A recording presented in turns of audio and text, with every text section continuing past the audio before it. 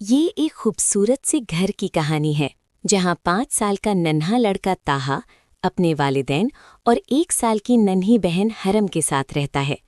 ताहा चंचल और हंसमुख है, मगर उसे सबसे ज्यादा पसंद है रंग बिरंगे बलून्स।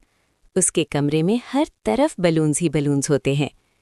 जब भी ताहा बलून से खेलता है, उन्हें उछालता है और खुशी से हंसता है, नन्ही हरम दूर बैठकर उसे गौर से देखती है।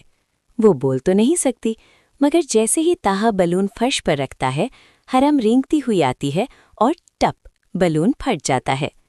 बलून फटते ही ताहा रोने लगता है, हरम मेरे बलून्स, और हरम मासूमियत से मुस्कुरा देती है। ताहा के बाबा ये मंजर देखकर मुस्कुरा देते हैं और अगले दिन उसके लिए नए रंग बिरंगे बलून्स ले आते हैं। ताहा फौरन खुश हो जाता है और सब कुछ भूल जाता है। एक दिन ताहा सहन में बलून उछालते हुए दौड़ता है और अचानक फिसलकर गिर जाता है। उसके पाँव में मोच आ जाती है और वो दर्द से रोने लगता है। नन्ही हरम फौरन उसके पास आती है और अपने नन्हे नर्म हाथों से उसके पाँव को सहलाने लगती है।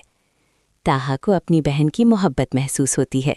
वो सोचता है, मेरी बहन कितनी प्यारी है, मैं ही इस पर गुस्सा करता हूँ। ताहा हरम को प्यार से गले लगा लेता है। अब वो बदल जाता है। वो अपने बलून्स और खिलौने हरम के साथ शेयर करता है और अगर कोई चीज़ टूट जाए तो मुस्कुराकर कहता है, कोई बात नहीं हरम,